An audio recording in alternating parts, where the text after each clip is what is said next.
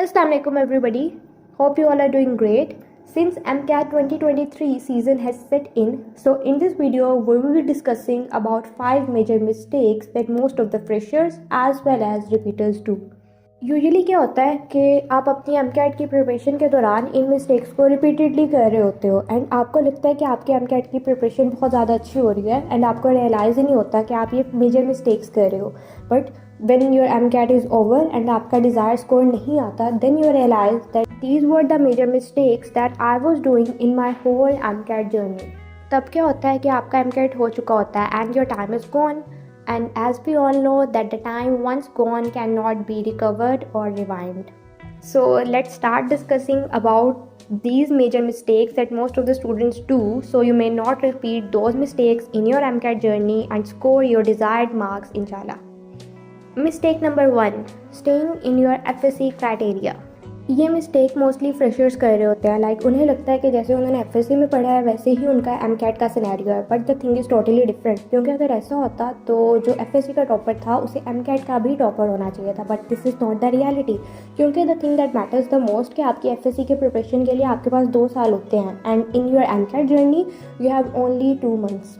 क्योंकि FSC में basically ये होता है कि अगर आपको एक पर्टिकुलर कॉन्सेप्ट नहीं भी आ रहा तो आप उस चीज़ को क्रैम कर लेते हो, क्योंकि आपको लगता है कि अगर आप उसे कॉपी पेस्ट कर लोगे, अगर ये क्वेश्चन आपको बोर्ड एग्जामिनेशन में आ भी जाता है तो आपको डिज़ायर्ड मार्क्स मिल जाएंगे एंड यूजुअली मिल भी जाते हैं. But in MCAT this is a totally different story.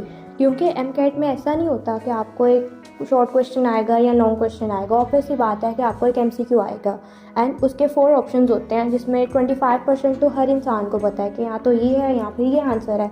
But जब तक आपके कॉन्सेप्ट की क्लैरिटी नहीं होगी आप सही आंसर एवेलुएट नहीं कर पाओगे. So being an MCAT fresher, get rid of your FSC scenario in order to crack your MCAT in your first attempt. Let's move forward towards mistake number 2, which is they do not evaluate themselves after learning a specific topic or chapter. Maybe you are one of those students जो कहते हैं कि हमने एक चीज़ को याद तो कर लिया, बहुत ज़्यादा बार रिवीजन भी की, बट एट द एंड वो चीज़ हमें भूल जाती है, वो टॉपिक याद नहीं रहता एंड जब उससे MCQ आता है we do not become successful in evaluating the right answer. In order to understand this and get rid of this problem, let's look at the difference between active learning and passive learning. आप ना चीज़ों को passively learn कर रहे होते हो. Like उसमें क्या होता है कि आप एक पर्टिकुलर टॉपिक को लर्न करते हो, उसके बाद आप पूरा चैप्टर जब एंड हो जाता है देन आप एक थॉरली अपने टॉपिक्स को देख रहे होते हो. अच्छा मुझे ये चीज़ भी आती है, ये भी आती है, बट एट द एंड आपको वो चीज़ें भूलना स्टार्ट हो जाती हैं. Instead of doing passive learning try to do active learning. Active learning में क्या होता है कि आप एक पर्टिकुलर टॉपिक को लर्न करते हो, उसके बाद थॉरली जब आपका चैप्टर कंप्लीट हो जाता है आप बुक को बंद करते हो एंड अपने हेड में रिकॉल कर रहे होते हो जो मेन कॉन्सेप्ट्स थे. उसके बाद you take a piece of paper in which you have particular MCQs from दो स्पेसिफिक टॉपिक्स एंड आप उन MCQs को सॉल्व कर रहे होते हो. ऑब्वियसली बात है कि जिस टॉपिक से आपके MCQ ज़्यादा अच्छे से सॉल्व नहीं हो पाते, यू बिकम टू नो कि आपका ये टॉपिक अच्छे से प्रिपेयर नहीं है. So instead of doing passive learning try to do active learning. It will help you a lot. This takes us to our mistake number 3, which is no practice at all. You know what most of the students do?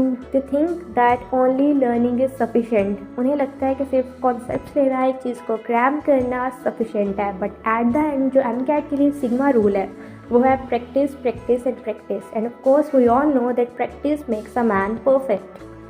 अब यहाँ पे काफ़ी ज़्यादा students के mind में ये question आता है कि हम MCAT की प्रैक्टिस के लिए कहाँ से MCQs लें. तो there are a lot of reliable sources जो कि आप यूज़ कर सकते हो. Like there are a lot of academies जो कि अपने सेशंस ऑफर करती हैं फॉर MCAT प्रिपरेशन. अगर आप वो सेशन अफोर्ड नहीं भी कर पा रहे तो आपका कोई ना कोई रिलेटिव या कोई ना कोई फ्रेंड ज़रूर होगा जिसने वो सेशंस को ज्वाइन किया होगा. आप उनसे MCQs PDF फॉर्म में ले सकते हो.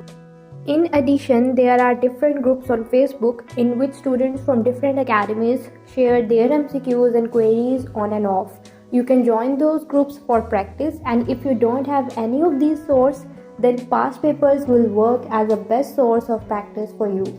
This will lead us to our mistake number 4, which is solving a lot of difficult MCQs.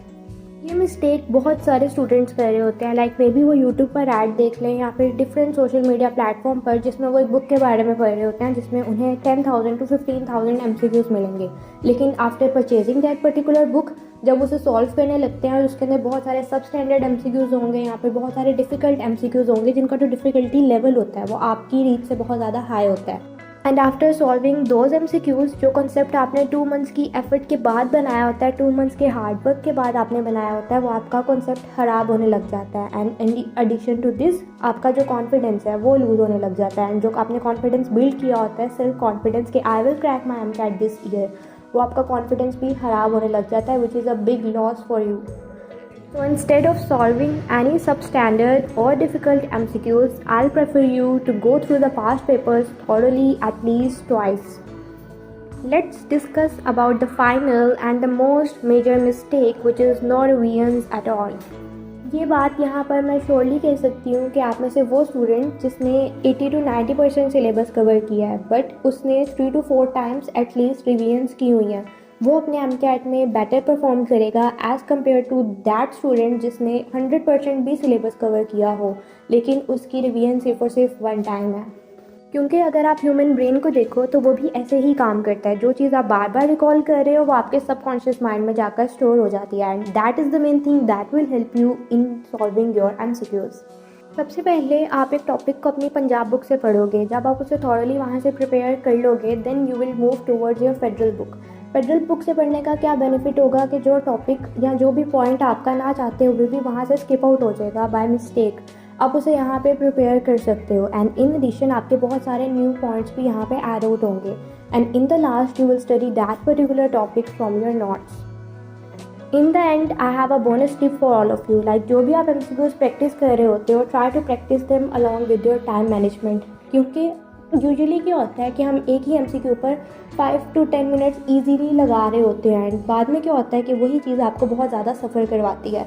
Like आप खुद सोचो कि अगर वो MCQs जो कि आपको आता है एंड आप उनको सॉल्व नहीं कर पाए, वो आपको ज़्यादा दुख देंगे या फिर वो MCQs जो कि आपको नहीं आते थे एंड आप उनको सॉल्व नहीं कर पाए. सो try to solve all the MCQs along with your time management. I hope you get value from this video and I truly hope that you will not repeat these mistakes during your MCAT journey. Wishing you very best of luck for your MCAT exam. I truly know that you will crack it. Whenever the thought comes in your mind of giving up, just realize why you started. Just realize of wearing a white coat and heading towards your favorite and your dream college. That thing will inspire you a lot.